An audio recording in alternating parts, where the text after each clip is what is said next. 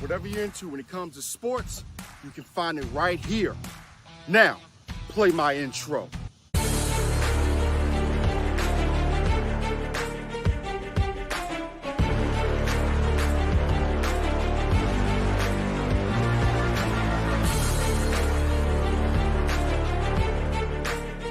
Now it's time for the Robb Johnson Sports Show, presented by Robb Johnson Media and the Legacy Maker Sports Network.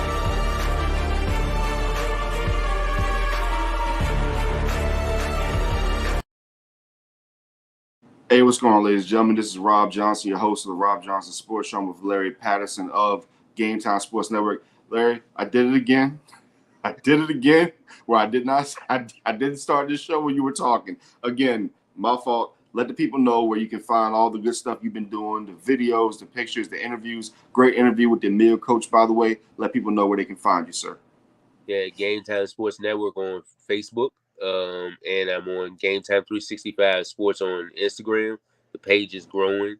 So thanks to the neighboring counties and all that for the support and the following. Trying to bring some talent. Trying to bring awareness to the talent that we have around the 434. I know Robb, with in the 804, I'm pretty sure they have their platforms out there in 75 Exactly. out west, top of the DMV, but 434 has talent too, and I just want to just showcase that and bring awareness to it. So yeah, but Facebook, Game Time Sports Network, you can catch that content, all the interviews, all the highlights, all that good stuff, man. Yeah, man. Well, like I said, bro, big week. Big week for sports. A lot of great things happening.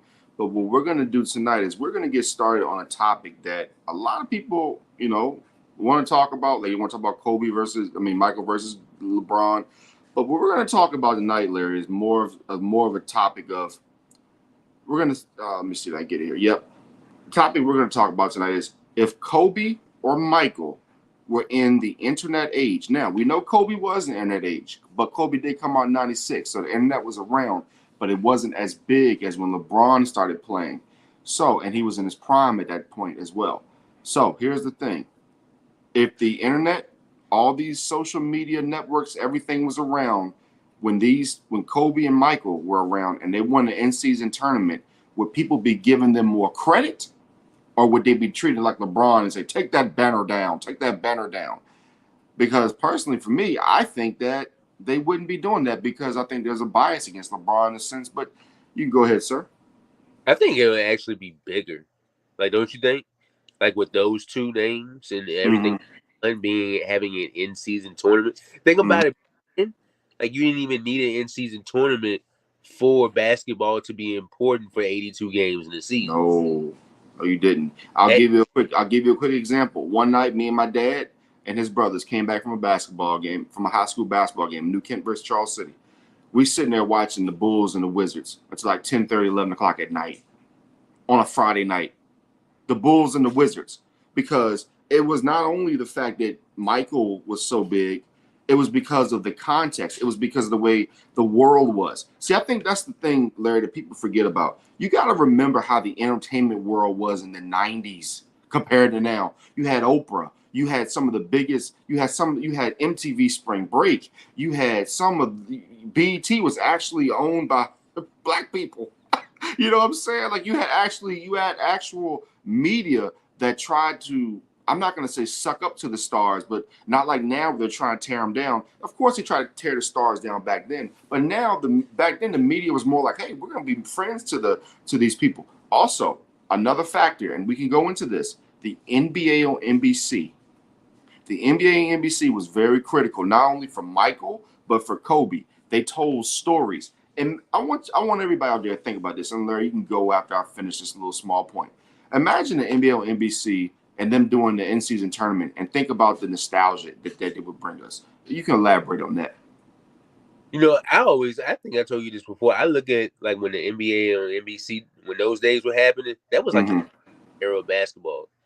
Because especially on the weekends, like that Sunday showcase when you got that, I don't know, Chicago and New York playing. Yeah. And followed by like who was LA and Utah. Like those are golden age Um, But Larry, I had to cut you off. But it honestly, it didn't even really matter who was playing because you had Bob Costas narrating. You had different people doing different things. The commentators. You had Bill Walton. You had different people doing different things. It didn't even matter because it was all about the basketball. yeah, and it felt like it's so important back then than what it is now. Everything. If you can imagine Kobe dropping 35 a game or Mike dropping, 20, 30 something a game now in this era, and like the highlights and everything being just displayed on social media everywhere, like I think it would have been amazing. Yeah, but the thing I'm looking at is as well, and we're talking about the in-season tournament, is do I feel, and I'll go first, do I feel like if back then, let's say it was 1991, 93, and they had an in-season tournament, let's say the Bulls won it, I think people would just have marveled over it. I think people would have said, oh my God, I can't believe this. He set the standard. But LeBron won the in-season tournament, and it was just like, okay, whatever. They didn't win the championship. But I mean, my thing is like, what would happen if the Lakers had slacked, if they hadn't cared? People would say, oh, he doesn't have that Michael mentality, that Kobe mentality, Mamba mentality. Why do you think there's such a bias when it comes to those two players and LeBron? Because if you honestly think about it, Larry, and I think people forget this, everybody likes to remember when John Morant went through his stuff and everybody saying, oh, he's a wankster and this and that. And Kobe, God rest his soul, but we got to be honest here. Kobe grew up a rich kid, and he tried to rap. So people forget about that about Kobe Bryant. Once upon a time, Kobe wanted to be a thug, but that wasn't his thing. LeBron came from the streets. Michael somewhat came from the streets in a way. So I mean, is that a valid point? Yeah. I'm just saying because you remember back then, street cred and all that stuff meant just a little bit more. And I'm saying if Kobe was around in this day and time, he probably would get away with that stuff a little more. Maybe, I don't know, but back then we kind of took that stuff a little bit more seriously. I'm just saying. I'm trying to hit layers here that people really don't want to hit. You know what I'm saying? Yeah, I don't think Kobe would have went that route as far as his rap career, though. His rap career was horrible. That was horrible. God bless the dead. But yeah. What was the question that you asked? Oh no, I was just saying, like, if you think about it, right? Like you look at how, back then Kobe could kind of get away with it a little bit because I'm saying just a little bit because back then, if you remember, people forget Kobe grew up a rich kid. I'm saying, John Morant. Everybody said John Morant, he's a wankster and all blah blah blah, because he just said he grew up in a 2-parent house. You know how people try to be, but Kobe grew up in a 2-parent household. Kobe came up, dad was in the NBA. He wasn't no poor kid, but then he was trying to rap. He was trying to be hard. You know what I'm saying? But LeBron came up in the streets for real. You get what I'm saying? So it's just kind of like, I kind of feel like people, especially like, we'll take Michael out of it for a second. It's like LeBron's so soft and he's in there. Kobe had Mamba mentality, and I think LeBron took a sorry Cavaliers team to 50 plus wins for like 2 or 3 straight years. So my thing is like, what is it? Is it that Kobe played in the Jordan era and people thought that era was tougher? Or is it just that people do not like LeBron James? Or is it the decision? I mean, what is it? What is it that people just dislike about the all-time leading scorer in the history of the NBA? We're trying to get to something deep here. You know what I mean? And I'm still trying to figure that out myself because it seemed like people was hating on him even before he made the decision. Yeah.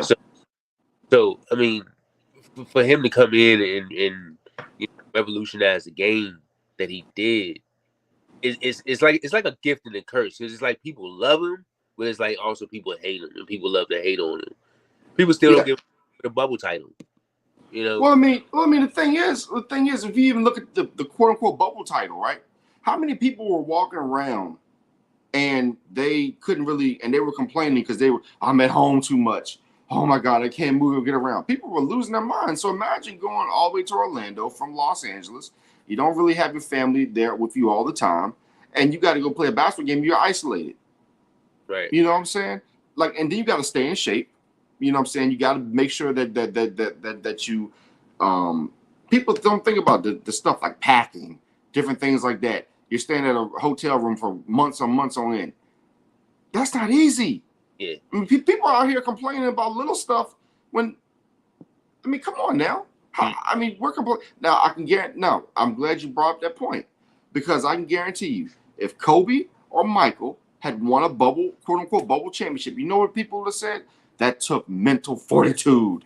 That took, that, they were just, you know, they're just different. It takes a mentality to go and live in a bubble. Mike, you know what? They would say Michael lived in a bubble. And folks, I'm a Bulls fan. I grew up a Chicago Bulls fan. But I'm just trying to find out what's the psychology behind this. I mean, LeBron did pave the way for so many players to not only have power, but to get paid. I mean, I'm looking at a whole bunch of dudes out here like I'm looking at Samuel L. Jackson in the movie with Django. Are folks mad because LeBron gave people power? Is that it? Are you mad because this brother's giving people power? How dare you? How dare he? How dare you, LeBron James? LeBron James, how dare you, sir? How dare you give player empowerment? How dare you give player empowerment? And that's what I'm saying. You can't really make it a race thing. Like I said, folks, we're getting deep here tonight. You may not like it, but we're going here. It ain't really a race thing because of, you know, LeBron has detractors from the white side, but he's got a whole lot of detractors on the black side too. And it's just like, why are you mad? Like, why are you like shouldn't that empower you? Shouldn't that make you want to be strong and, you know, let's pump this brother up? No. It's something deeper here. But then we go to Michael and we think about it, right? And again, we're going deep on it. Michael said he don't care if he sells Republicans or Democrats. But of course, you know, LeBron is on one side of the aisle. And as an independent, I understand how that is. Sometimes people don't like stuff like that, you know. Kobe Bryant, I didn't really know his politics like that. Kobe was a complicated man. Let's just be honest. Kobe was a complicated man. But I think the reason Michael capitulated to so many people, he didn't care who he sold to.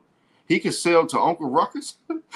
He could sell to David Duke. As long as Jordan was selling, he didn't care. And was the mentality in the 90s. It's like, look, we don't care what you do. You may not like me because of how I look. I'm going to keep on rolling. I'm going to keep on being strong. In LeBron's era, let's be honest, people have gotten a little, wishy-washy, a little soft on the edges. But that don't mean LeBron is soft. So do you think that's what it is? Do you think that this new era is so cry baby, cry me a river? Do you think that's what it is? You think people of our age, like we're so used to that grittiness that we can't understand why people are so soft like cotton tissue? I think that if you look at it, I think that is that's a step in the direction that you're trying to take because or you know what I see that where you're going as far as like the soft era because you know well LeBron came in 03 and then like you see all the rule changes and you see the game changing. Well, you look at him as being you know one of the faces of the league. He's an ambassador of the league. It's like you started this, you know, and you know with the super teams and all this and that. People really hate him for that. So when you have somebody like a MJ, you know, like if I could be, you know, Yeah. imagine him and all that marketing in this era right now. Imagine But all. see, but see, that's the thing. I think if Michael was around during this time, I don't think you get the same love. Again, you're missing NBA on NBC.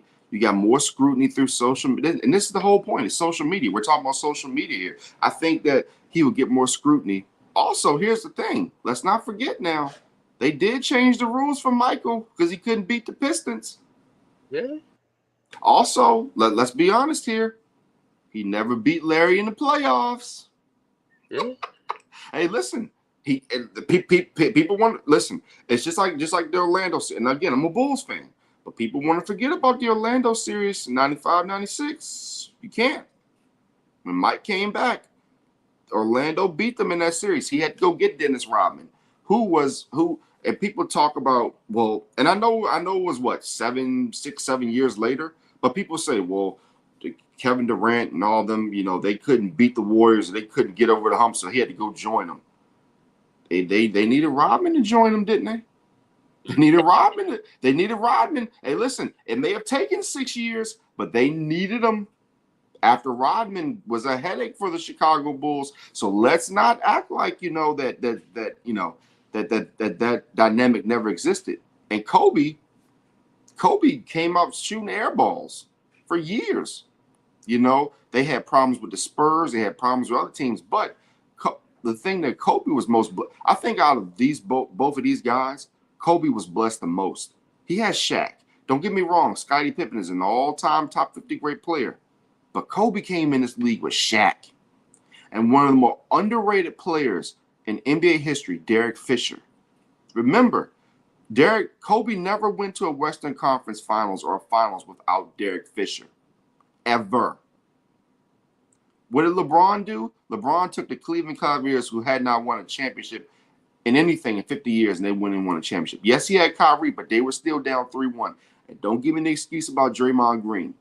Don't give me an excuse about Draymond Green. They still came back and won it after being down 3-1.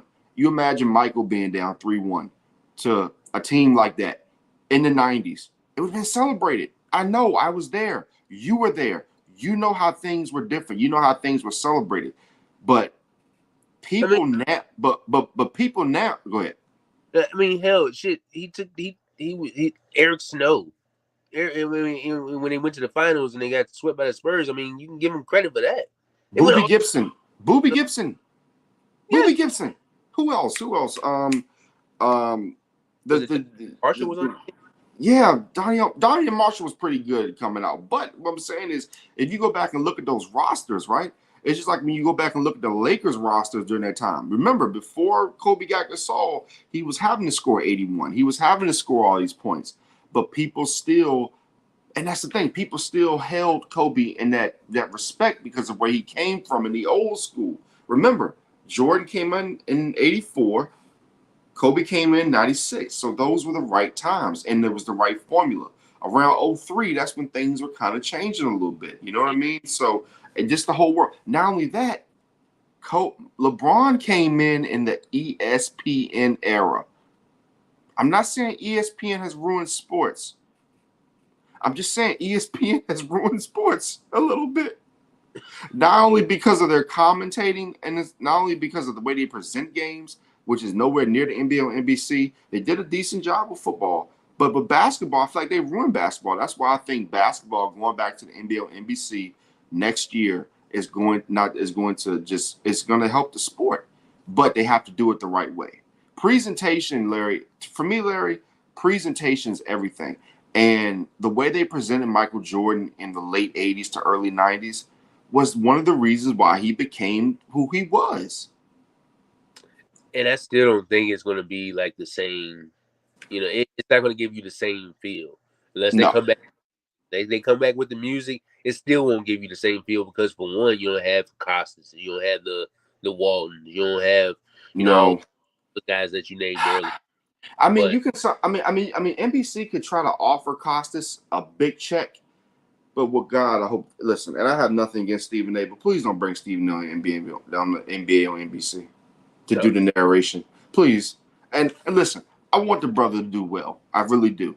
But that is out your lane, man. Stay on ESPN, please.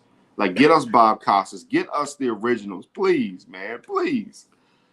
But so, what are your final thoughts, Larry, on this? This is a great debate. Kobe, Michael, LeBron. Do you think people just need to try to? I said a few weeks ago, just enjoy the players. Just enjoy what these players did. I feel like a lot of people do not understand the gravity of what's going to happen when LeBron leaves the NBA. I just think that a lot of people, like when Michael left the NBA in '98, it left a gaping hole. Like, it left a huge hole.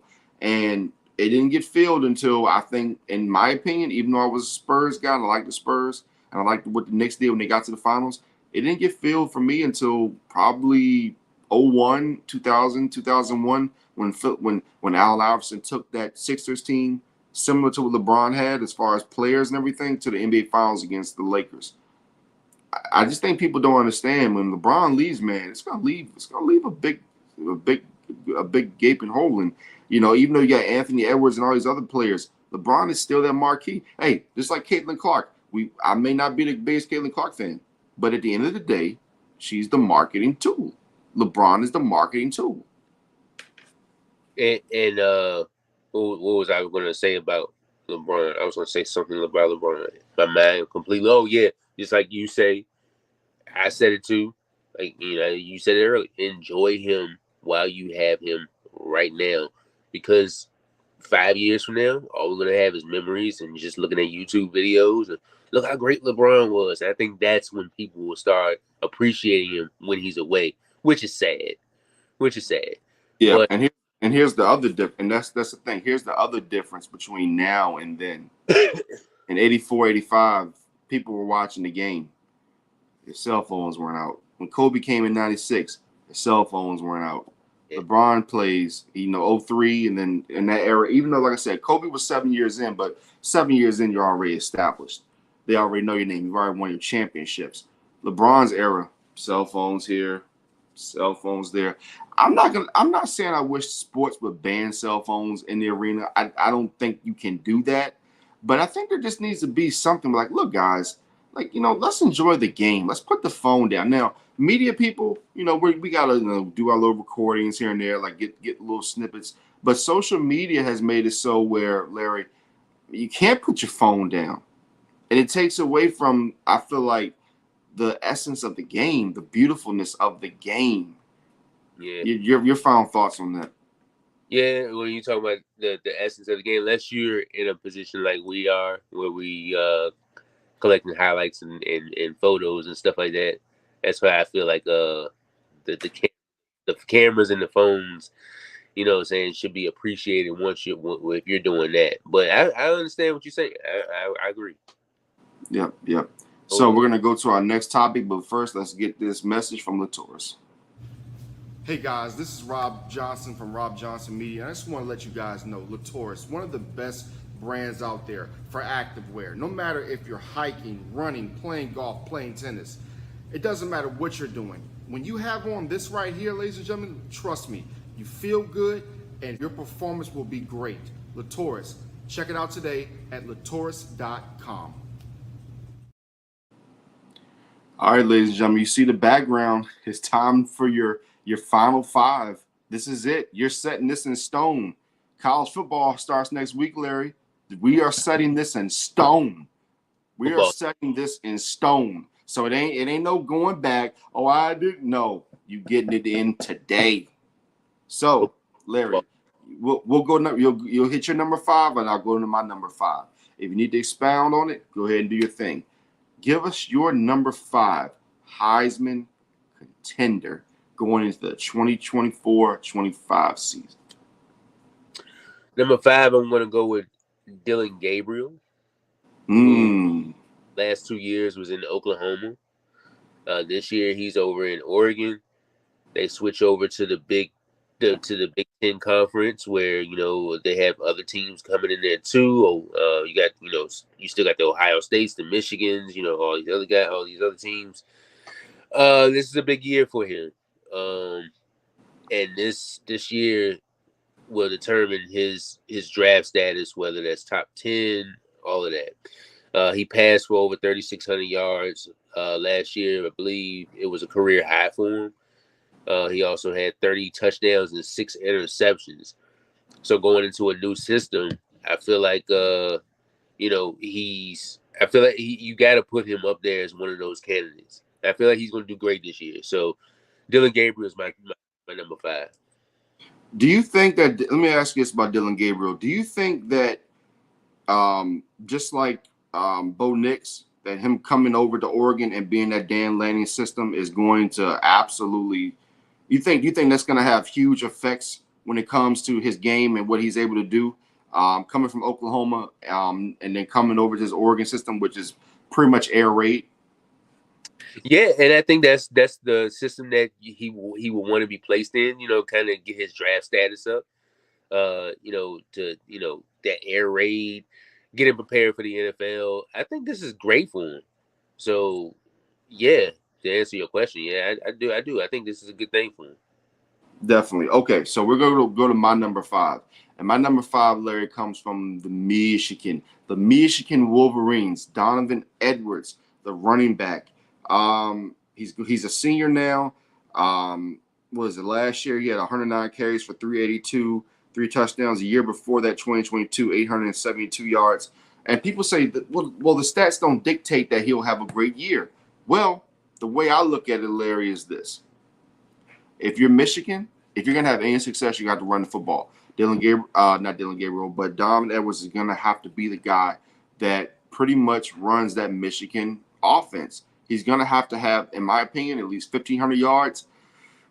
I'm gonna have to give him 15 to 20 touchdowns, man, if he really wants to contend for that Heisman. Like he's gonna have to do some really good, spectacular things, in my opinion, if he wants to get to that Heisman Trophy. Not only that, but get Michigan into that top 12. So, again, in my opinion, if you are Donovan Edwards, if you're that coaching staff, you're going to have to get him max carries. Offensive line's going to have to play their butts off. And I think that, if they want to, be repeat champions, which is going to be tough, Michigan's schedule is ridiculous. He's going to have to be the catalyst. So that offense is going to have to roll through him. Oh, most definitely, because you lose your starter. They should be able to replace JJ McCarthy, but it's not going to be as easy as we've seen in these last couple of years. It is not easy replacing Michigan quarterbacks. Now, when Joe Milton left, they were able to replace him with JJ McCarthy. McCarthy won a job, of course, but this transition is going to be a little bit harder. Plus, you're coming in with the expectations. You coming in with the infractions and things like that. So there's going to be pressure. There's going to be pressure on coach and everything and on Donovan Edwards to get this offense to the next level. And not to mention, I know running backs can be replaced. Blake Corum, you lose him too. Oh, yeah. So that, I know Edwards did his thing, but it's like a bigger monkey on his back now that, I know that they have other guys too. But when you lose that Blake Corum, like, it's some things to look at in there. And but I think Donovan Edwards would do well. Yeah. Well, very true. And I feel like you also have to look at the fact that now those carries go to him. Yeah. Blake Corum had the opportunity to really get things going. So it's like, now, what are you going to do with that opportunity? What are you going to do with that chance, with those carries, when you have 10, when you have not, I'm saying 10 carries, no, when you have 20, 25, 30 carries, when it's the Ohio State game, and let's say that they're down by 10 points, and you gotta get to the end zone. What are you gonna do?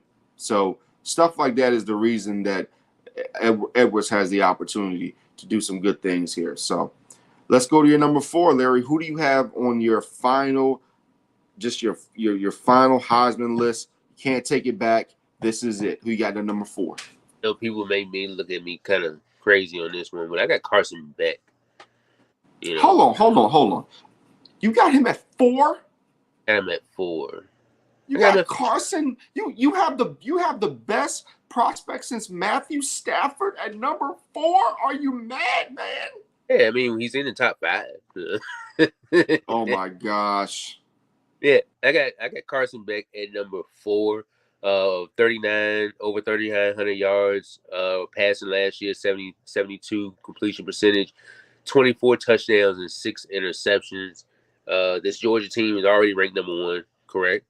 Yes. So and they will be for a long time. And then, have you seen their schedule? They will be ranked number 1 for a long. And I don't have their schedule in front of me, but I know they do take on some teams like later on in the year. Yeah, it's not gonna matter though, man. The Georgia is like I said, this is the best Georgia team I've seen. Of course they had the defensive team a couple years ago, but as far as offensive wise, it's sickening. You lose Brock Bowers and you still are just imagine Brock. I just can't imagine Brock Bowers was able to come back to school. At that point you could just cancel the season. But they got so many weapons, man. Yeah, so I got Beck at number 4. So if you just want to give a little bit of preview of their schedule. They got Clemson week 1, which is going to be tough. Then they have the great Tennessee Tech. then they go to Kentucky. They got Bama. They got Auburn. They got Mississippi State. They go to Texas. So the schedule isn't as easy as we all thought. Let me tell you something. It wasn't as easy as last year. Georgia's schedule last year was stupid, and that's why they missed out on the playoffs, because it was not how stupid it was. Then they got Florida at home. They go to Ole Miss. They play Tennessee. Remember that date, November 16th against Tennessee. Remember that date. Then they got UMass. And no offense to UMass, because I cover UMass, CAA, all that stuff, but UMass has no business being on the field with Georgia. And then last game season, sneaky game. Remember last year, Georgia Tech only lost a game by 8 points. And we talked about that Georgia Tech offense. So that game might be a lot of points scored. If you're asking me what my number 4 is, people may look at me crazy too. But Larry, I think one thing about our list is that we're looking at players who we think will have an impact, or they'll be the reason their team gets into the playoff or close to. I got to go, and this is not a homer pick, but being at ACC Media Day, seeing everything that was going on, everything rides on the arm of Cam Ward. Everything rides on the arm of Cam Ward. Cam had, 25 touchdowns, 7 interceptions last year, 3,736 yards. Cam Ward has got to play great football. Put it to you like that. Because if he doesn't, Miami doesn't win a lot of games. So if Cam Ward comes in there, plays his game, does great things, Miami will probably be in the ACC championship game, possibly even a playoff. But everything rides on the arm of Cam Ward. And you got Restrepo, and you got all those weapons over there at the University of Miami. He's only going to be there for a year. He made it clear he wants to go to the NFL. So this is his showcase. He could be the first Hurricane drafted in the NFL draft first round since the supplemental draft, Steve Walsh, 1989, 1990. Wow. He could be the first Hurricane to win a Heisman Trophy since Gino Torretta in 92. There's only been 2 Hurricanes that have ever won a Heisman. Gino Torretta, Vinny Testaverde, 92, 87. Damn. Go to your number 3, bro. The history that you just displayed out there, man. Yeah, I remembered that too. My number 3, I'm gonna go with the running back Ollie Gordon. And we got to discuss him as well. I hope y'all like the little graphics I put there. Like, I made him look stronger.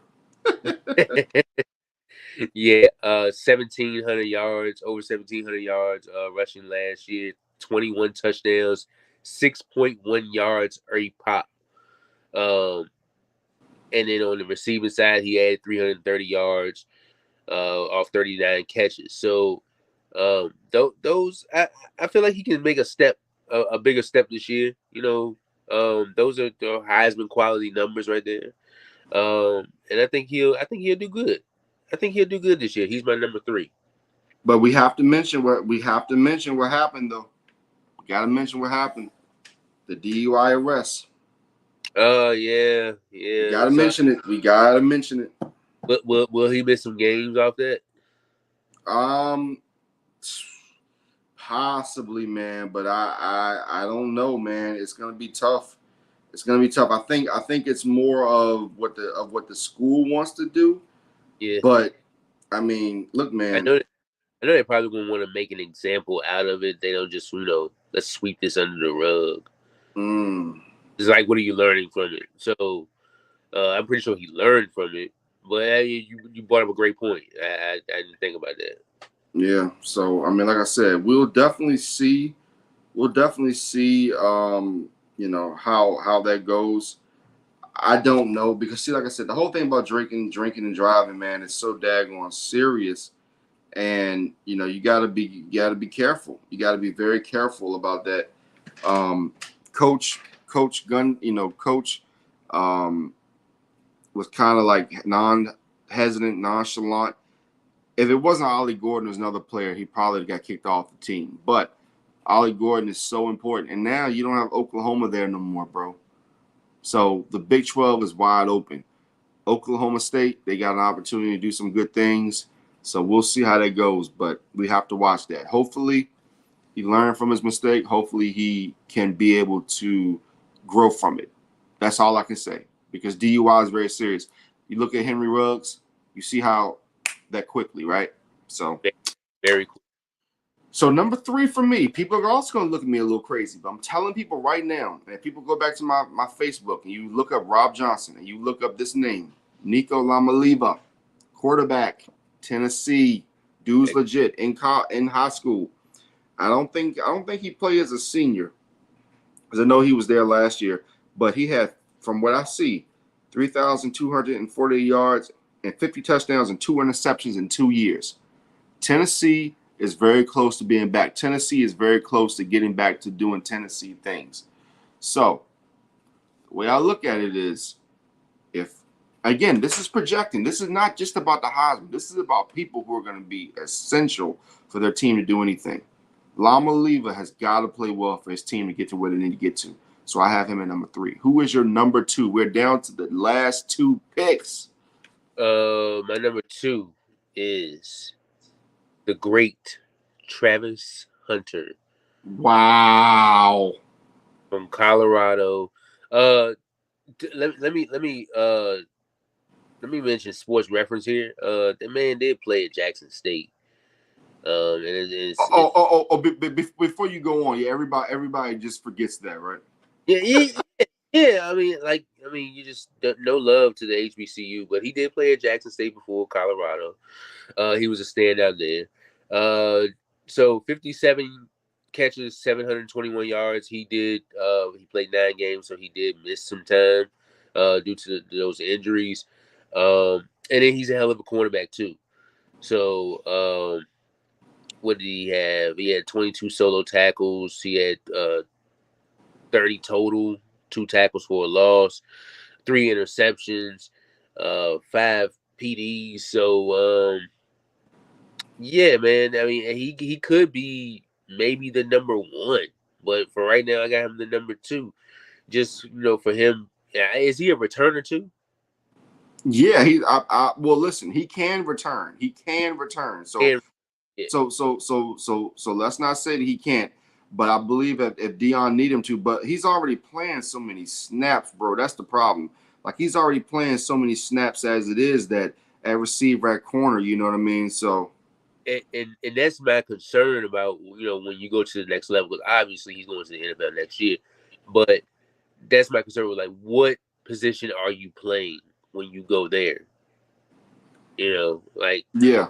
Well, we'll see, Larry. I think that a lot of people have seen him as a better receiver than corner, but he can tackle very well. He can tackle very, very well. So, and he can cover.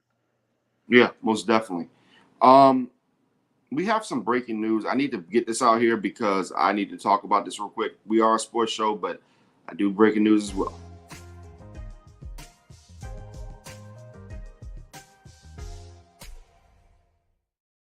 Again, folks, we are a sports show, but I like to share this information.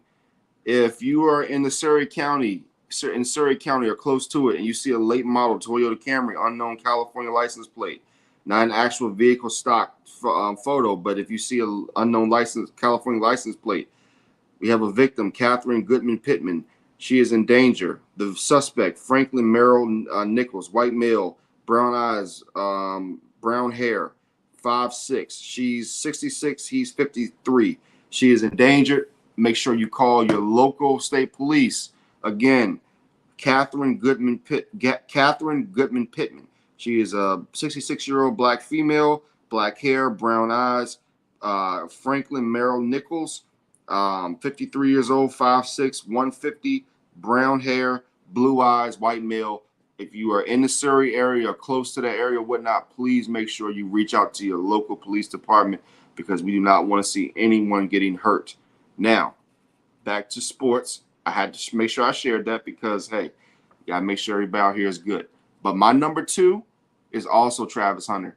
Before he got hurt last year, I feel like Colorado was on a trajectory.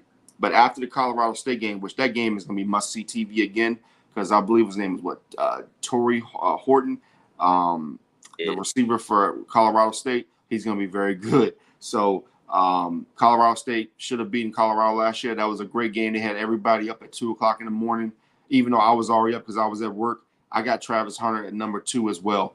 If as good as Shedeur Sanders is, if Colorado wants to get to a national, like not national championship, I don't think they're close to national championship, but they want to get anywhere close to top 12 teams in the nation or even in the top 20, Travis Hunter is going to have to stay healthy, and he's going to have to be the man for them all season long. Absolutely. Absolutely. So, Larry, here's the moment of truth, man. Here's the moment of truth.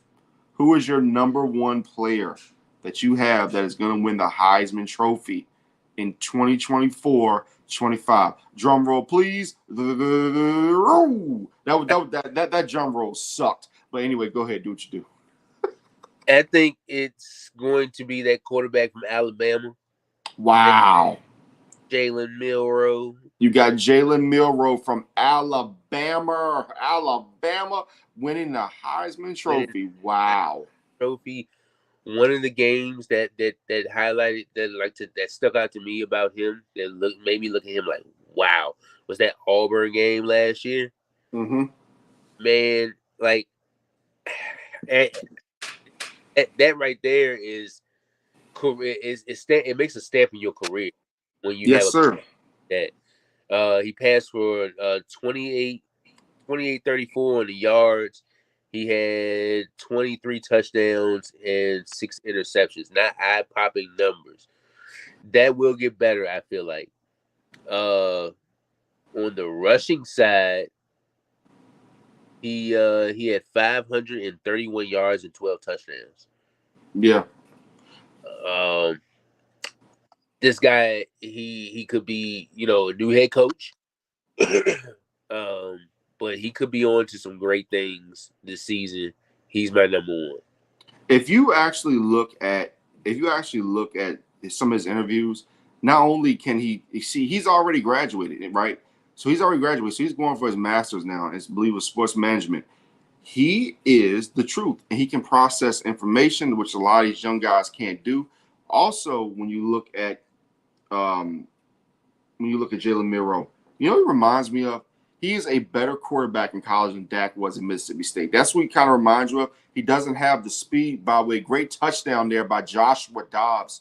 The San Francisco 49ers take the lead with 1 second to go in the half. I know it's preseason, but the 49ers with Joshua Dobbs take the lead. They're going to use him in some packages this year. The 49ers are just nasty, man. They got so much talent on that team. It's ridiculous. Like I said, man, he has the arm of Dak. He has a stronger arm than Dak had, but he has the speed. I'm not going to say Michael Vick because Vick was just a different. Honestly, man, he has Lamar Jackson speed in a sense. If he really gets going, he has that ability to have that type of Lamar Jackson speed, but his arm is really good. And I think that maybe that this staff this year will give him an opportunity to throw the ball a little bit more down the field and take more chances. We'll definitely see how it goes. But, oh, man. Look what Penix did in that system. Yeah, exactly. Now, do they have the same weapons? I don't think they have the same weapons. Jermaine Burton is gone. He's in Cincinnati now. He's going to be a star in Cincinnati. He may force them to make some business decisions, especially when it comes to T. Higgins. You know what I'm saying? So, yeah. Well, my number 1, it's simple. It's very simple, and it's not hard at all for anybody to figure it out. If this guy plays to his potential, Georgia will win a national championship. I'm talking about Carson Beck. I'm talking about the best quarterback in the NCAA. I'm talking about the best prospect since Matthew Stafford came into the National Football League. Last year, he had 22 touchdowns, 6 interceptions, 3,738 yards. And last year wasn't even his peak. This will be his peak, Larry. This will be his peak.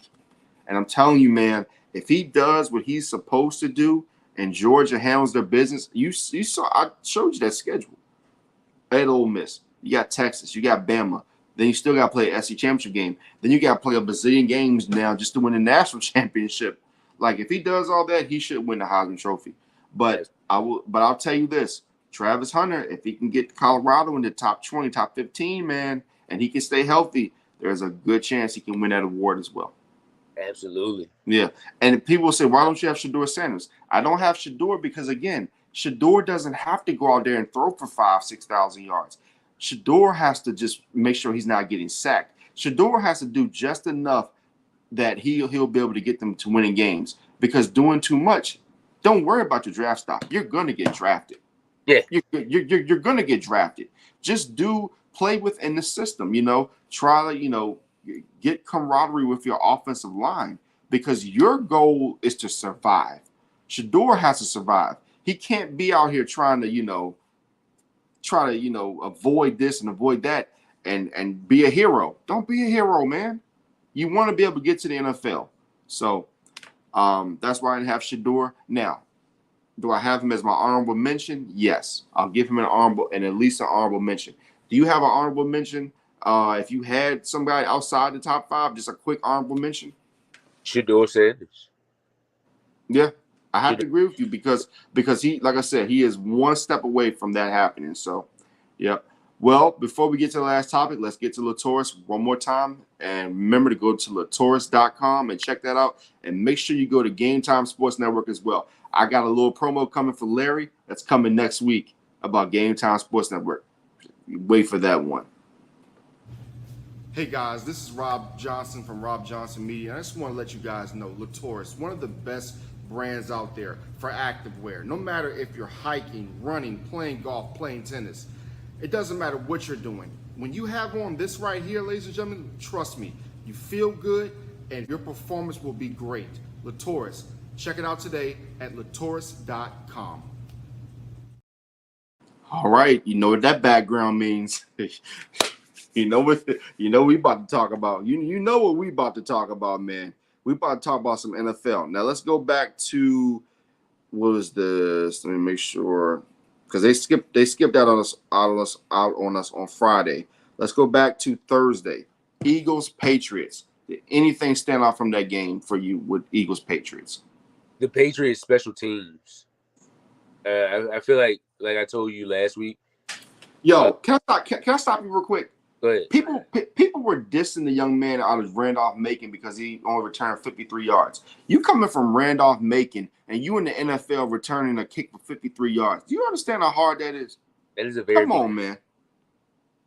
That is a very big deal. It's a huge deal. Come on now. I mean, that's a huge deal. Also, Matt Judon was traded this past week. So Keon White got a sack this in this game, and it's Keon White time now. Whether people want to believe it or not, it's Keon White. He was drafted last year, out of Georgia Tech, and he had a stellar career there. I always felt like if he came into the league, especially in this Patriot system, like he was going to do very well. And this is his time to shine. Like all eyes are on him now. So go get a Keon White. What is it about Georgia Tech? They always produce people when you least expect it. They don't have what was it? I don't think Georgia Tech's won a national. I think they won a national championship early '90s or something like that. They had real big success. They had some success a few years back. But Georgia Tech always produces people, man, that come into the league. I mean, look at Calvin Johnson. If people wouldn't believe, you go back and actually look at the Calvin Johnson highlights. What would have happened if if he wasn't playing the triple option? So let's go here. Let's talk about the quarterbacks real quick. Drake May, Zappy, Joe Milton. Nobody threw for a touchdown, but Drake May ran for a touchdown. Do you think it's a mistake for fans to want Drake May to be the starter week 1? Because I do. No, because that's your a number 3 pick. That's who you want to see on the field. But he's not ready. But Larry, we said that he was a project. And the Patriots still picked him at 3. This is the part that keeps pissing me off, man. The Patriots picked him at 3, knowing damn well that he should not have been the number 3 overall pick.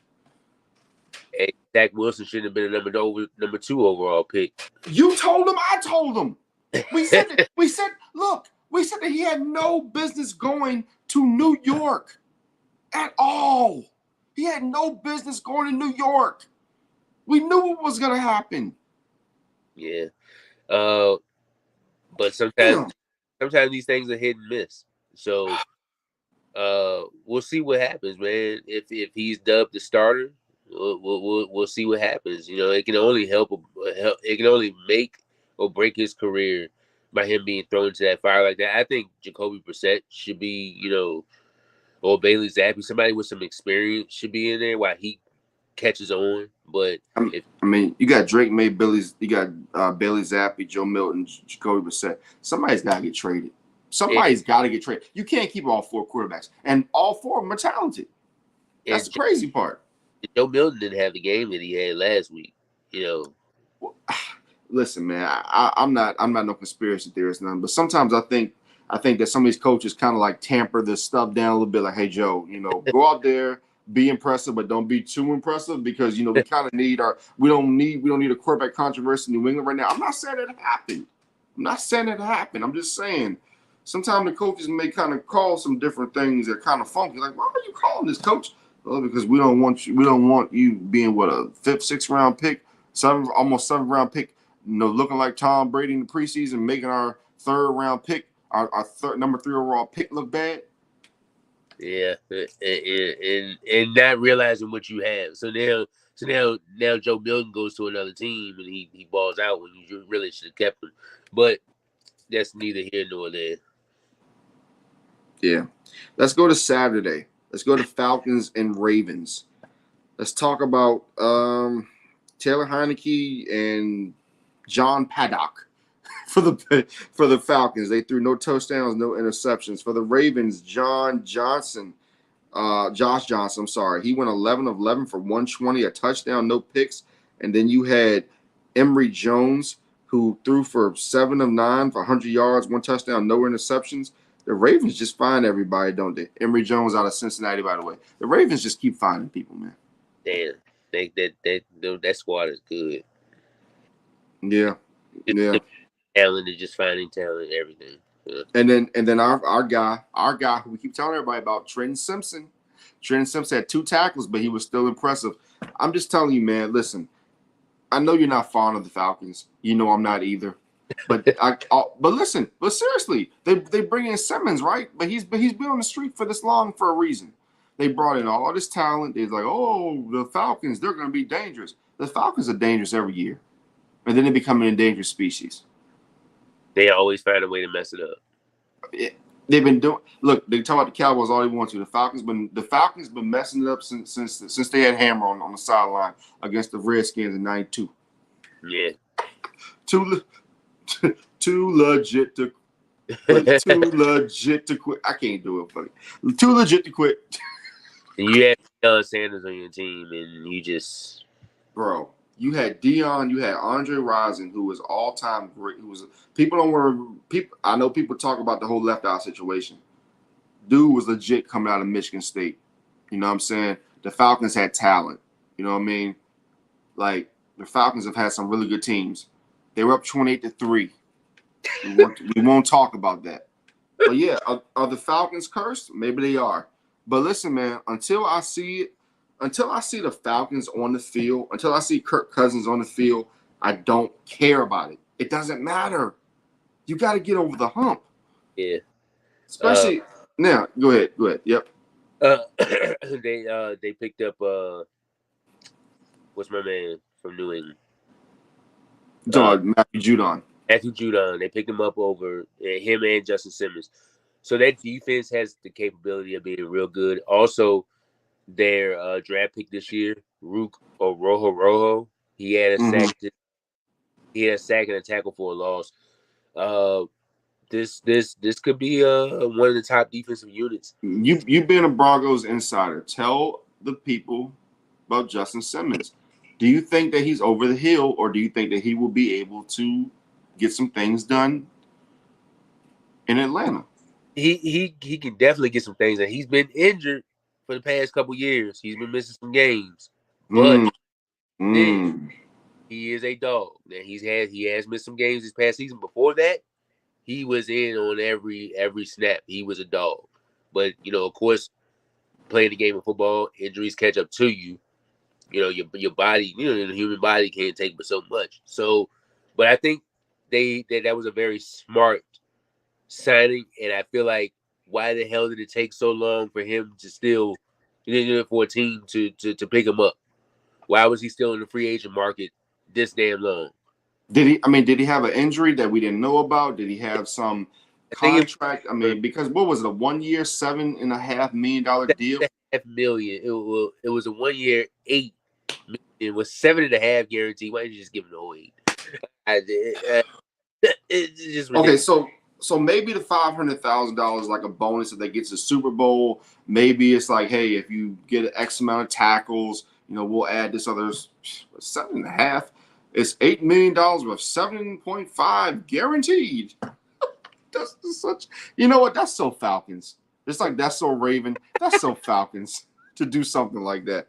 Now, speaking of getting over the hump, let's talk about the quarterback that everybody feels like wants to fail, Mr. Caleb Williams. Caleb Williams in this game, he goes 6 of 13, 75 yards. Tyson Badgett went 7 of 8 for 2 touchdowns. There are actually some crazy people out there saying that Tyson should be the starter over Caleb. But we're not gonna pay those people attention. Anyway, Herbert had a decent game, 5 rushes, 31 yards. I was really impressed by Rome Odunze. 1 catch, 45 yards down the field, huge. Now, I'm gonna give you a factor, and this is crazy. Dante Pettis, he could be one of those X factors, one of that 4th, 5th receiver that could make a difference because you don't know what's gonna happen with Keenan Allen. Keenan Allen every year pops a hamstring, right on time. He's in, and he was doing it in Los Angeles. He's in the cold now, so he's going to probably be popping more hamstrings. Hopefully not. But what's your assessment of that? We're not going to talk about the Bengals too much because honestly, the Bengals, Joe Burrow didn't play. Their running back situation remains a huge question. Now, we'll say Logan Whiteside, you're going to say he had a decent game, but he had 2 picks. And then they had Rocky Lombardi. Yo, who the hell came up with Rocky Lombardi? That is the greatest name in the history of sports. Hey, guys. Hey, ladies and gentlemen, introducing the class of 2024, Rocky Lombardi. Who the hell came up with that name? Just imagine being at the hospital. Hey, honey. Yeah, what's up, baby? What do you want to name our son? Rocky. Okay, honey. Rocky Lombardi.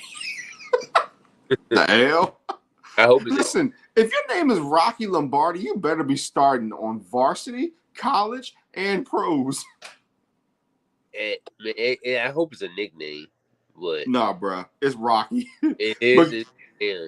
Wow. Yeah, but forget about that dude, man. Talk about Caleb Williams and what he did. Yeah, Caleb Williams was 6 of 13, 75 yards. Not a lot, but yeah, I think go ahead. No, I said rushing touchdown. Rushing touchdown. That's what I was about to get to. Rushing touchdown. Yeah, man. I think Caleb's gonna be the real deal, man. And I think people that don't think he's gonna be the real deal are just haters.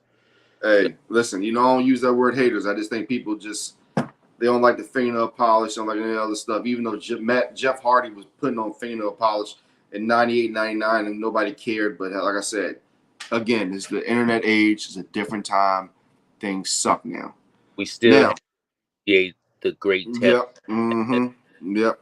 Well, next game we had the Texans and the Giants. C.J. Stroud, 7 of 10, 88 yards. He destroyed it. Then you had Daniel Jones. He just destroyed it. 11 of 18, 138, two interceptions. Daniel Jones in midseason form already. I'm on record with this, Larry. I'm picking the Giants to beat the Vikings in the first game and Daniel Jones to have a great game and everybody to lose their minds and then everything to go back to normal the next week. Because it's right on time, bro. It's right on time. And here's the other part that really pisses me off. They gave Gray 3 carries the entire game. Get that man some work. Yeah, absolutely. Devin Singletary, 10 carries. 10 carries, 20 yards. I got 20 on it. Good 2 Lord. yards. That's definitely gonna be a committee running back room right there. You think? Larry? You think? I think Hey, how about my man Lorenzo Lagarde, number 28? He ran.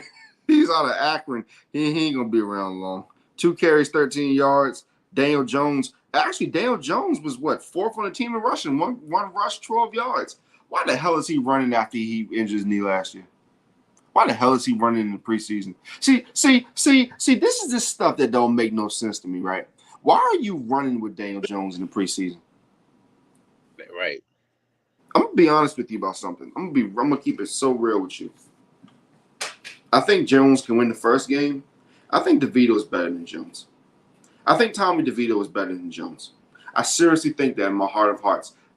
Larry, if you go back to last year, first of all, they never should have got rid of Tyrod Taylor. That was stupid.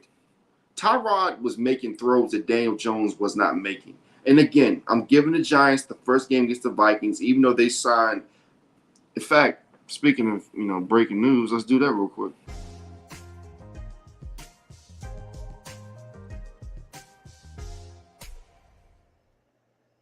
The Minnesota Vikings have signed Stephon Gilmore, former cornerback of the Patriots, Buffalo Bills, and Dallas Cowboys. Stephon Gilmore is officially a member of the Minnesota Vikings. Your reaction to that, Larry? Your reaction to that, my friend? Your reaction? Because look, we got breaking news and everything on here, man. that was a much needed signing right there.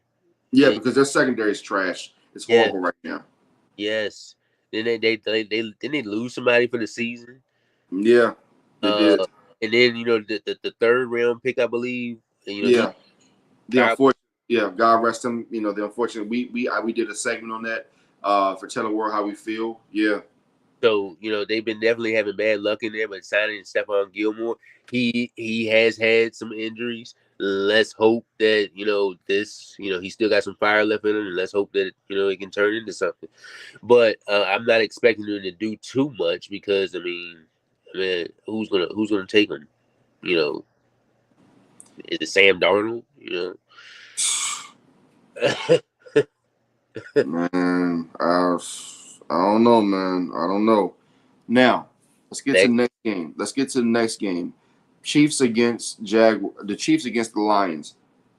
Give you a name I like. Deneric Prince had 7 carries, 47 yards.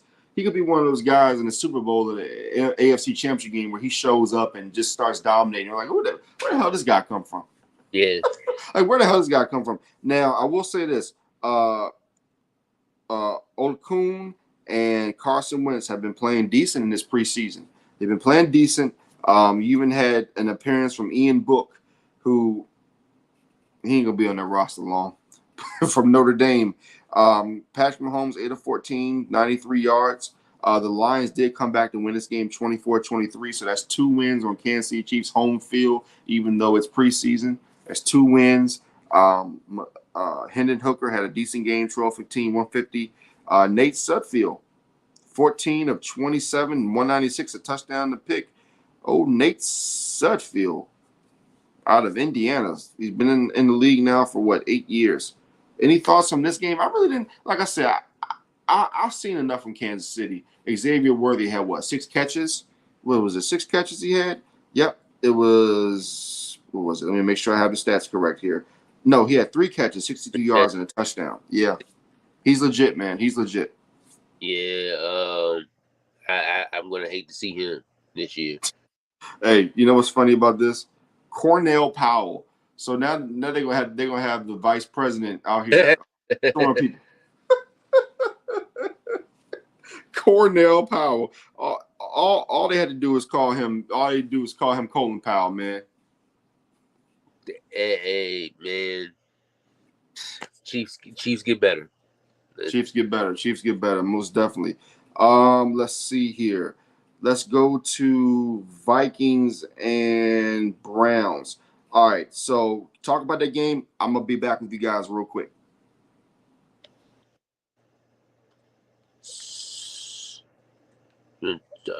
So Yeah. You can go ahead. Yeah, we're talking Browns and Browns and Vikings. yeah, so with Vikings got the win 27-12 over the Browns. Nick Mullins 11 for 21, 135 yards and 1 touchdown. Jaron Hall also throws 2 tugs. He was 4 for 5, 87 yards. Kene Inangu, who I feel like last year I felt like he was going to be one of those guys. He's a returner. He plays special teams. But I also feel like he can make his way to the offense and have more of a role in the offense. He was 7 for 45, 6.4 yards a pop. I believe he had a good game last week too.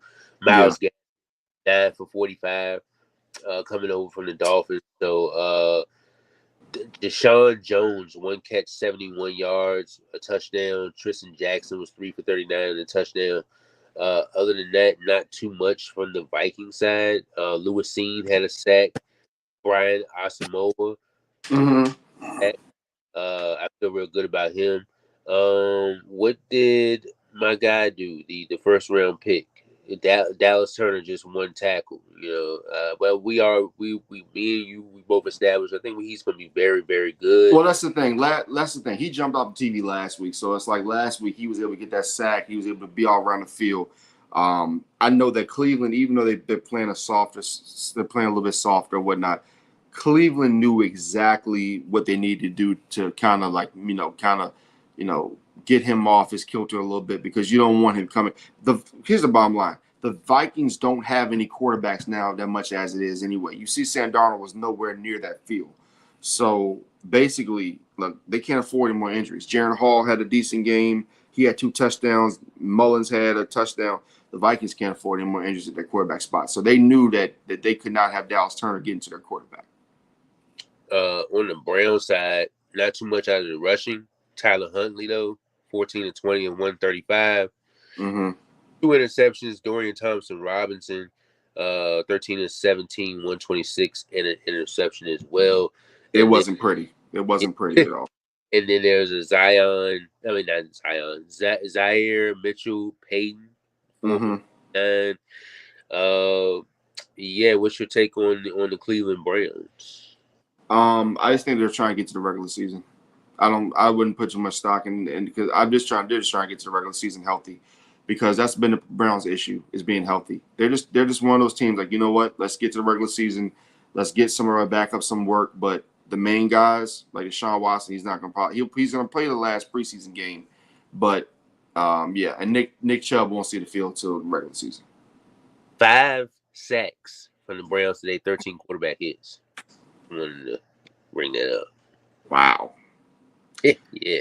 Speaking of sacks, Russell Wilson took 3 sacks. He wasn't that impressive. Neither was Justin Fields. However, this is Russell Wilson's. You know what, Larry? You know what? Screw you, man. You know what? In fact, hold on.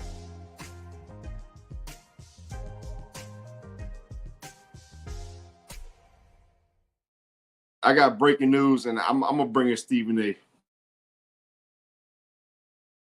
I need you to shut the hell up for the immediate future.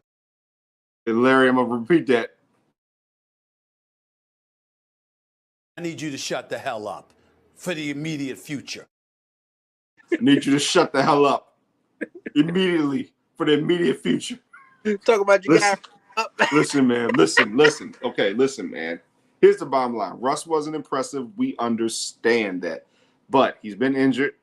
He's been injured. We understand that Bo Nix is killing it tonight. Okay, but it's okay. Russ will be fine. It's a preseason game. He's getting his feet underneath him. At least he didn't have any turnovers like Justin Fields had turnovers last week. The Bills scored 9 points. The Steelers scored 3 points. Okay, go ahead, Larry. Damn.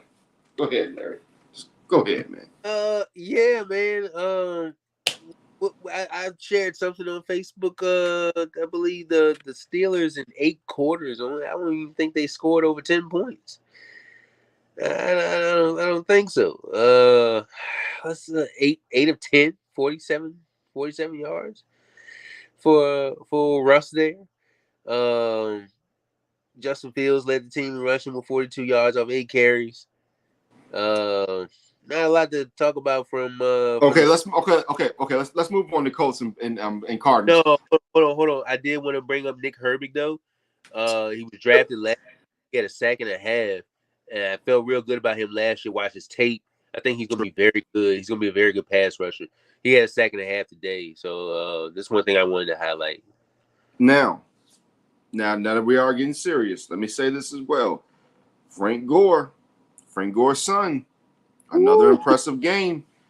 41 yards on the ground with 8 carries. I'm telling you, the Buffalo Bills may have something in Frank Gore. And Ray Davis. And Ray Davis from Kentucky. Yeah, because here's the thing. Yeah, Ray Davis had 8 carries, 58 yards. Long of 19. The Bills are going to have to run the football this year. I understand everybody wants Josh Allen to go win the MVP and all that, blah, blah, blah. Listen, take it from John Elway. Run the football. Yeah. And then you'll have success. It's not about MVPs. It's about hoisting Lombardis. Yeah. Are you going to have a Lombardi? And that run game should help Josh Allen this year. It should. We'll see. It should. Colts and Cardinals, not really too much from this game. I don't think really many starters played in this game at all. Your guy Desmond Ridder did his thing with 71 yards. Your guy Desmond Ridder. Hey man, I gotta stop doing it, man. My fault. I'm sorry, Desmond. I'm sorry, Desmond Ridder. Sorry. But I will say this though. Xavier Scott out of Maine. Yes, out of Maine. 11 carries, 55 yards, and a touchdown. So, hey, man, the Colts always find gems at the running back position. And you got to be impressed. You got to be impressed with the Arizona Cardinals. I think, like I told you before, Larry, they got almost $90 million of cap space going into next year. Man, they're just going to keep building, going to keep building, going to keep building. And they're going to be an impressive team.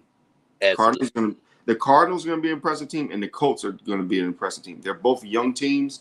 I'm looking for great things from both of these teams. And I'll say this: Clayton Tune out of Houston, the quarterback. He's only 25 years old. If he has to come in relief of Kyler Murray because Murray may get hurt or he may need to be expelled or whatnot for a couple of series, he's capable. He's capable. I think he started. Didn't he start a couple games last year? He did, and almost beat the Commanders. Yeah, it was this close. In fact, they were supposed to beat the Giants, but then the great Daniel Jones came back after they got slaughtered by Dallas in Game 1. Let's go to Seattle and Tennessee. I wanted to talk about Trey Benson real quick. Trey Benson. Go ahead. Trey Benson 9 for 43. That's all. That's all. 4.8 yards a pop. I think him with James Huff. I think that it's gonna like you said a couple weeks ago. Arizona is gonna be one of those teams that's gonna be very interesting. Yeah. Yeah. And Russell Wilson didn't turn the ball over. Anyway, let's go to Tennessee and Seattle. I think the two highlights in this game for me is probably Mason Rudolph. What is it? 10 of 17, 125, no interceptions, 1 touchdown, and Sam Howell continues to impress. Yes, that's Sam Howell. 11 of 14, 153, and 1 touchdown. You got Kenny McIntosh out of Georgia. He had, 8 carries, 46 yards. He played a decent game. Yeah, man, I think that both of these teams are going to be interesting this year because the Titans have the capability of having a really good offense, but is their quarterback going to be able to do good things for them? Seattle, is Geno Smith going to be healthy? So you got talent on both of these teams, on both these offenses. The defenses are going to be a little bit of a question. But even though Tennessee is always tough on defense, both defenses are going to be a little bit of a question still, even with McDonald coming over and he's a defensive guy for Seattle. But if their quarterbacks can be upright and their quarterbacks can play good football, then maybe we will see something. But it's all going to depend, man. It's all going to depend. Jalen Harrell had 2 sacks today. Mm-hmm. He's a rookie. On Saturday, yep. Mm-hmm. So to add to that defense right there, that's gonna be with what's my man and Jeffrey Simmons. I think they're gonna be okay. They're gonna be okay. Mm-hmm. All right, so then we go to the Jets and the Panthers. The Temu version of Jake the Snake Plumber is Jack Plummer. Jack Plummer, my man, was what, 11 of 18? Oh my God. I'm almost embarrassed to read. I don't want to read this stat, Larry. I'm afraid to read this stat. Are you ready for what I'm about to do? Jack Plummer was 11 of 18 for 42 yards. Mm. Bro, how do you go 11 of 18 for 42 yards, bro? And then you had what's up with all the Jake? Then you got Jake Luton, not Jake the Snake Plumber, but Jake the Snake Luton, 2 for 2, 19 yards, bro. Carolina's a disaster. Now I will give Dylan Johnson credit here. He's 23. He's out of the University of Washington. He had 18 carries for 83 yards and a touchdown. That's positive. Yeah. You had Terrence Mitchell, who was the rookie out of LSU. People forget about him. He's the rookie at LSU. He can be decent. He had 2 catches, 14 yards. Jonathan Mingo, he's another young guy out of Ole Miss. The Panthers potentially have weapons. Potentially. They just got to protect Bryce Young. And as I told you before, I told you last week I wanted to see Bryce Young. I'm not so sure if I even want to see Bryce Young anymore. You know why? Because they might get him to they might break him in the preseason. So just wait till the regular season. Might as well. I don't know, man. It's might as well. I thought then go ahead. I thought this week was going to be a week to see him. You know, at least get a series in. But no. I mean, Andrew Pesley for the Jets, 11 of what is up with this? 7 of 11, 33 yards. I guess he may have been 7-11, but won't nobody open. Won't nobody open if you only pass for 33 damn yards. And then Adrian Martinez from the Birmingham Stallions, who just won a championship in the USFL, 7 of 17, 67 yards and a pick. Let's move on from this crap. It's just a crappy game. You know what? These last games, let's go through these quick. Chargers against the Rams. Everybody was excited about Stetson Bennett. What does he have? What now? 5 interceptions and 3 touchdowns and 2 touchdowns in 2 games. But that's Stetson Bennett, you know. The LA Chargers. Let's not even talk about them. They're a complete disaster right now. They're going to be a disaster when Herbert gets there. They're going to be a disaster without him. Now, do I think they'll be decent? Do I think they can make some headway? Yes, but I just think the Chargers are a shell of what they used to be. Jaguars and Buccaneers. Does it concern you we haven't seen Baker Mayfield yet? I mean, when did Baker Mayfield win the Super Bowl? He didn't win the Super Bowl, but he had a good season, and he got the contract extension over the past But year. didn't we discuss what happens every time he gets paid? You're right. What happens? You're right. He's getting. I mean, look, man. He's back there and comfortable eating hot dogs, shooting off the cannons. I mean, I don't know, man. You tell me. Now let's go to the last 2 games of Saturday. We got the Commanders and Dolphins. So, if you, man, I swear to God, man.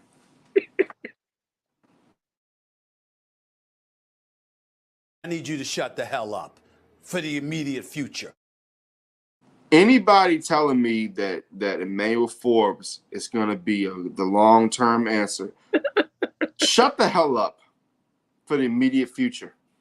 Because, oh my God, they could have had Rodriguez. A couple of years ago, they could have had Justin Herbert. Look, man, I'll tell you something. Jaden Daniels, 10 of 12, 78 yards. Driscoll, 11 of 15, 82 yards. Trace McSorley, 11 of 21, 93 yards. Do you know Jeff Driscoll led them in rushing with 4 carries for 45 yards? You know what the second leading rusher was? Brian Robinson, 3 carries, 22 yards. You mean to tell me you let Jeff Driscoll outrun you? Wow.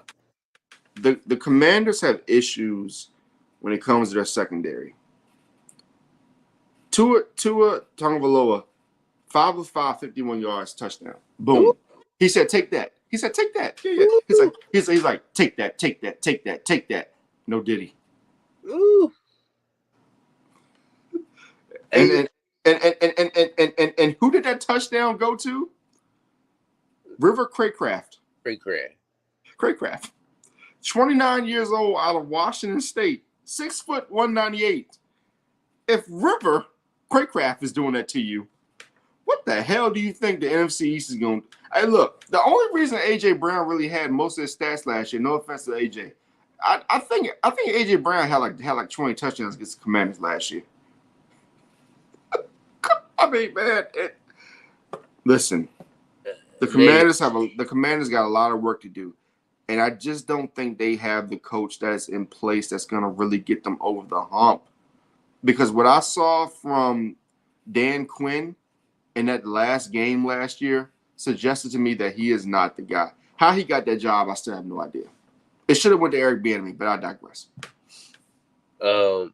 Emmanuel Forbes, when he came out, I was like, they may have something.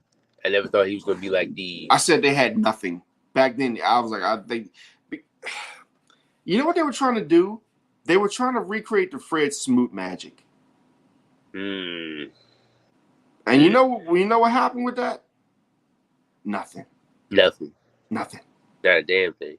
Not a damn thing. Hey, remember last year when the Commanders players were having the concerns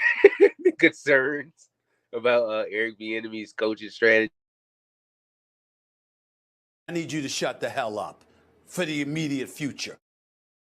That goes to all the Commanders players complaining because the man was too tough on you.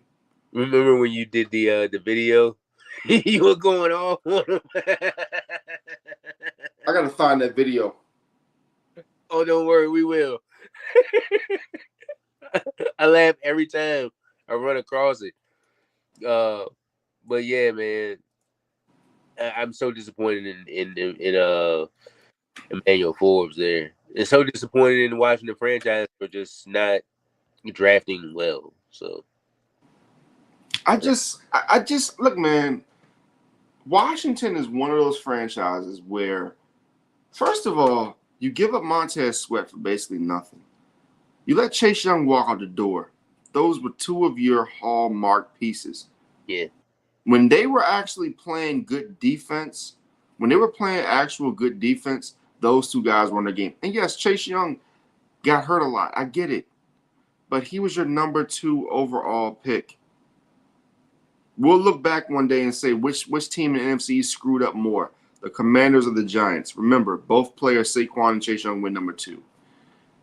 It will be a debate for a long time. But when they were on, they were on. And I'm just disappointed because, and I know it's preseason, but, man, you got to protect your quarterback, Jaden Daniels. And, you bring in a lot of free agents. Like I said, you got Dan Quinn, who's in my opinion, been inconsistent as a head coach. I mean, this is the guy who gave up a 20-3 lead. We're going to mention it again. Okay? What is your outlook for the Commanders? Honestly, what's your outlook for the Commanders? Do you think – I'm a big Colin Cowherd fan. He said that they can win a division. I don't know about that. Yes, Colin Cowherd said that the Commanders could win this division. Do you believe him? Hey, Colin Cowherd. My name is Robb Johnson of the Robb Johnson Sports Show, Robb Johnson Media, and the Legacy Maker Sports Network. This is something I need you to do. I need you to shut the hell up for the immediate future. I've been using that a lot tonight because a lot of people need to shut the hell up for the immediate future. Now, speaking of the future, let's go to Cowboys and Raiders. Brandon Arby nailed a 66-yard field goal. Just randomly kicking 70-yard field goals. That would have been good from 72. I was actually impressed by Dallas last night because I like their defense. I like their young players they have coming up. I feel like that they look more physical. I feel like that the schemes are getting players off the line faster. So I think that's only going to help a player like Michael Parsons. But I was impressed by Trey Lance as well. I think Trey Lance I think he had a decent game. Person I was most excited for was Deuce Vaughn, 5 carries, 34 yards. He looks like he's back and has that explosion. But besides all of that, the thing I paid close attention to most was Aiden O'Connell and Gardner Minshew. Aiden O'Connell threw a touchdown pass, but he also threw a pick six. Gardner Minshew is going to be the quarterback. I think that he is the man for this team. Now, Trey Tucker, 23 years old, out of Cincinnati, a really good player. He's going to be very, very good. I need to see all the Raiders starters next week, Larry. In your opinion, do we need to see Gardner Minshew and Devontae Adams out there next week when they have their season finale, their preseason finale against the 49ers? Because I don't know how many starters the 49ers are going to play next week on Friday night, but I think you got to get your starters out there, and I think you have to show your fans something. You're going to be in front of the Raiders faithful. Raider. You got to be in front of the Raiders nation. What are you going to show them that's going to get them excited about 2024? So I think you got to play the starters, man. If the Raiders, I'm gonna go off topic for a minute. If the Raiders are smart and they want to, get smart with their future, they trade Devontae Adams. But where do you trade him to? That's the question. That's the $1 million question. Yeah, where do you trade him to, bro? Because I mean, hold on for a second. They wouldn't do it, would they? You know what I'm about to, you know where I'm going with this, don't you? The Jets? No. Would you trade him straight up for Brandon Ayuk? Devontae Adams in San Francisco? Devontae Adams in San Francisco? Do you know how amazingly sick that would be? Devontae Adams in San Francisco, even though he's a little bit older. He's already paid. They'd have to pay his contract. The Raiders would. Do you know how stupid that would be? Devontae Adams in San Francisco. And he still got speed with Brock Purdy's arm. Yeah. I mean, I don't think it's going to happen, but I'm just saying, man, you never know. Now, if it's not San Francisco, now that was just a wild scenario. If not the Jets, what do you think? Washington? I mean, they got cap space for years. Arizona's got cap space for the next 20 years. I'm gonna tell you right now, if he's going to Washington pull off that, I don't think he's going there. No. I think he'll just be like, you know what? I'm hanging up my boots. I'm done. He's going to sit on the stoop with Brett Favre.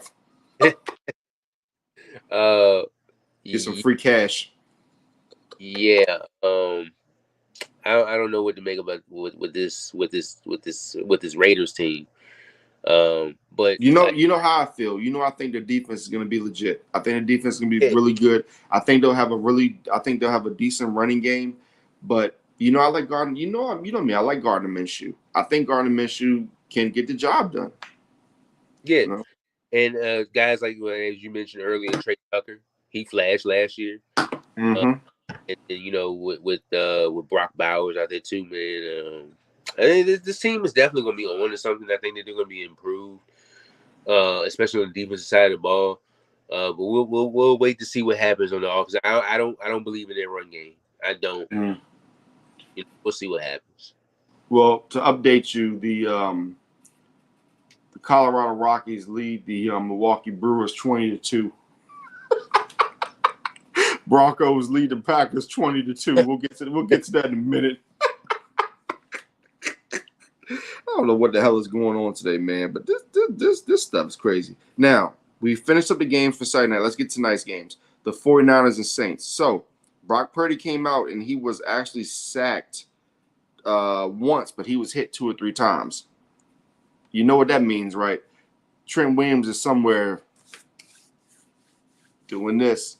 Yeah. Like, I'm about to get paid big time. Josh Dobbs, 12 of 21, 133, and a rushing touchdown again with 2 seconds to go in the half. The 49ers lead that 13 to the 49ers lead that 13-7. Now, let's look at Derek Carr. 7 of 9, 47 yards. Pretty similar numbers as Russell Wilson, actually, if you think about it.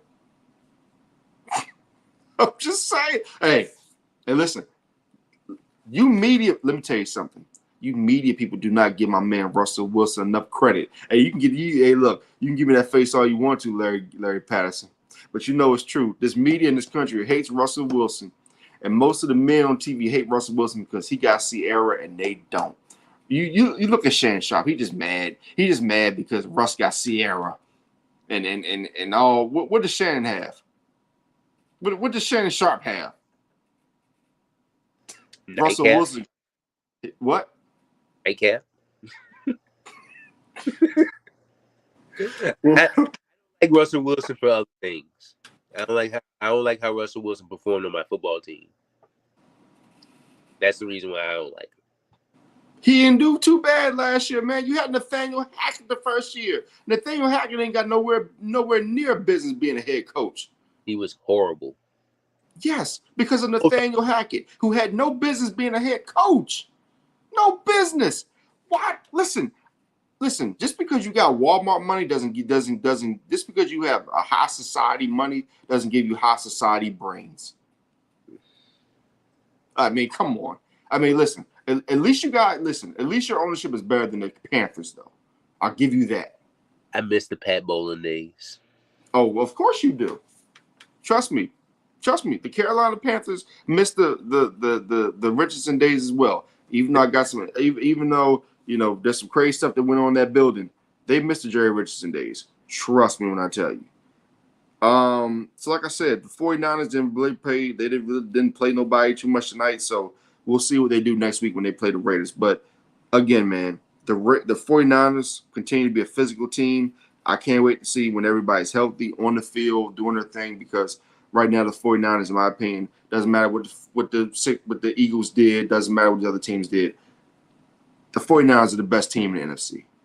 That's bottom line. Like, you can talk all the stuff you want to, blah, blah, blah. Brock Purdy, he's going to come back down to earth. Listen, as long as you got Christian McCaffrey in that backfield, as long as you got Deebo Samuels, blah, blah, blah, they are going to be there. The 49ers are going to be there.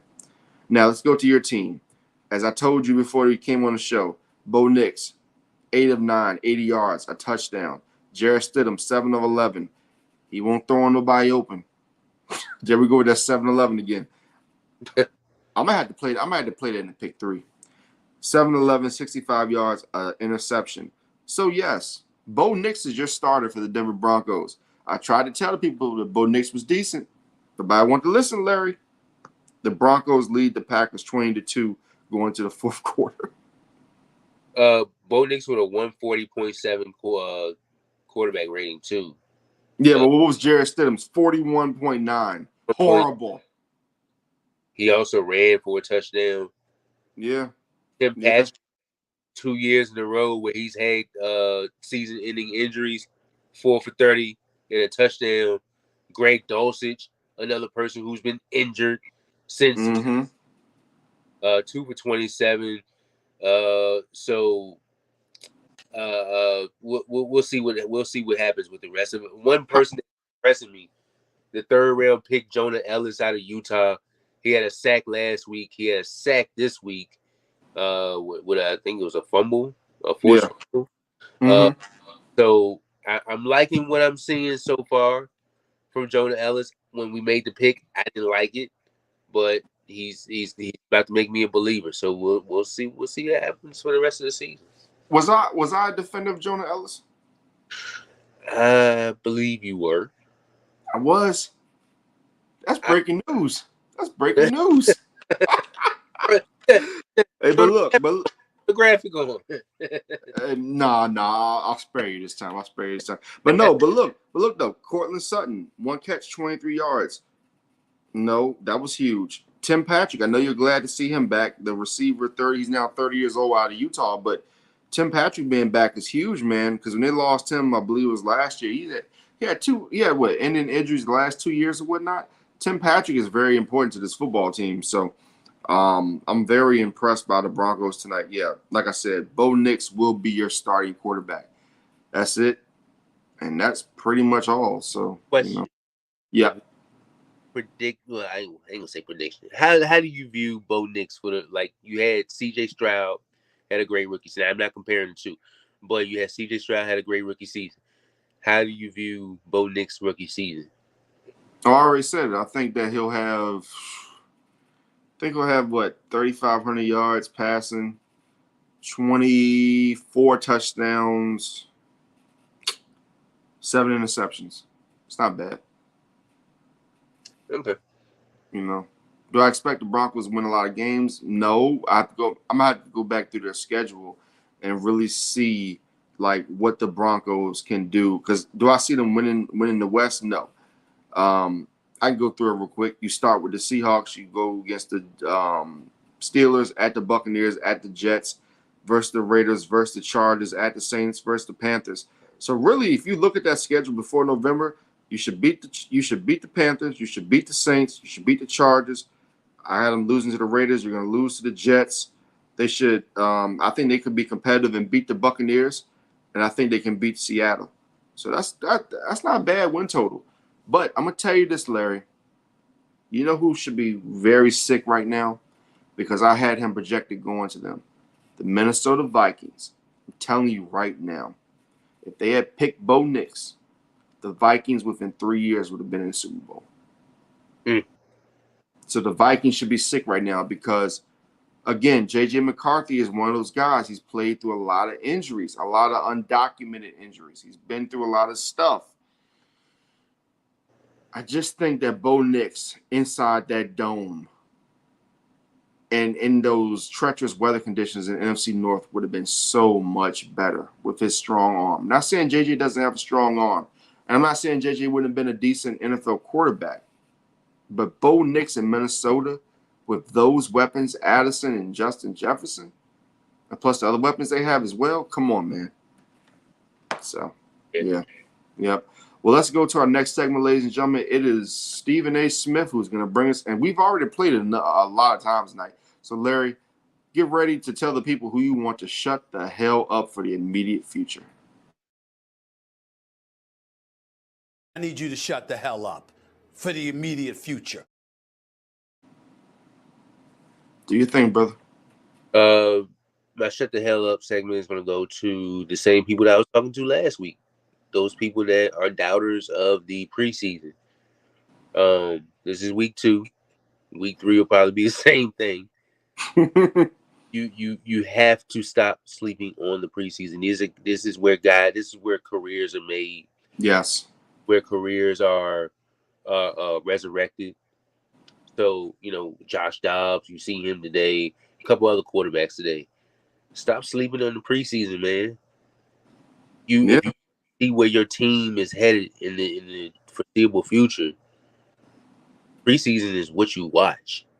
Now I know it's boring because hey, it's not. No, I can't even say that. I'm not even gonna sit here and say it's boring. I'm gonna tell you why. Because to me, preseason is not boring. And I was listening to a sports show last night, and I can't remember what the guy's name was, but he was just like, "Oh, if you're a hardcore fan, if you go to preseason, no, you're not hardcore. You just want to know what the team is doing. Yeah. You want to know what the team is doing with certain things. So no, man, it's like, it's not boring. And the thing is, if you love the game of football, I was watching Canadian Football League the other night. If you love football, you're gonna watch football. Just bottom line. I mean, look at the fans right now. Right now, the Green Bay Packers just missed a field goal, and the Broncos fans are going crazy. They're loving it. You know why? Because it's football. It's a time of year. You want to see how your guys respond. Because here's the thing, Larry. You could have a starter right now that's already in place. What's going to happen if that starter goes down? That same guy you watched in preseason, he's going to need to step up. Yeah. So the intensity that you show late in these games, it's important. The outcome of the game, the score does not matter. It's those tangibles. It's those little things that you show during a game that could help you in a critical moment. Absolutely. You could go from 3rd, 4th, 5th, 6th round, 7th round pick to being a Super Bowl MVP hero. Yeah. Or playoff hero. So yeah. Boring was a bad choice of word, but it's not a word that I meant to use. But it's No. But you're right though. That's my point. You're right because there are people who will literally sit on TV. No, you're right. But I'm like voicing your frustration in a sense. There are literally people who sit on TV and say, "Oh, preseason's boring." Blah blah. No, it's not. Watch our show. We'll watch our show. We'll tell you why it's not boring. right. Every game. Every game. Exactly. I need Tyreek Hill to shut the hell up. Tyreek Hill, you need to worry about getting yourself together in the cold and not disappearing after November. The Kansas City Chiefs got rid of you. Guess what they did? They won championships after you. Was it two? Won 2 championships since you left. Two. Need to worry about making sure that your quarterback is comfortable in December, January. Need to worry about, there's a lot of things you need to worry about. But Noah Lyles, stop being upset. And all you other brothers, we got to come together. Stop the divide. Stop the divide. Let's come together. Let that man have what he did in Paris. Stop the divide. It's ridiculous. So that's mine. You got any thoughts on that, Larry? All the brothers want to compete against each other instead of coming together and congratulating one another. I mean, come on. Crabs in the barrel mentality. And it's sad. But anyway, let's go to our last segment where we tell the world how we feel.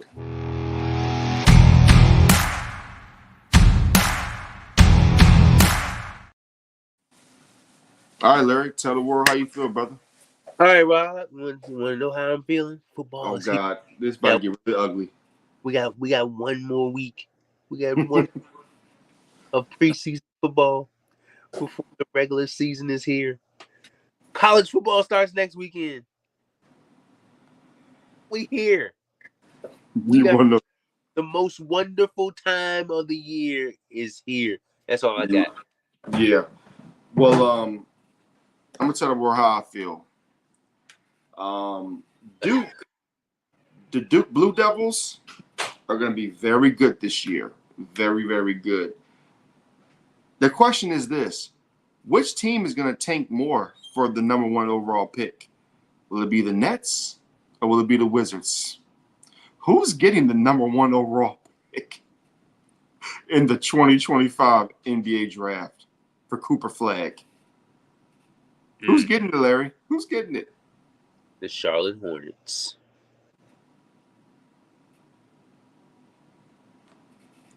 Good night.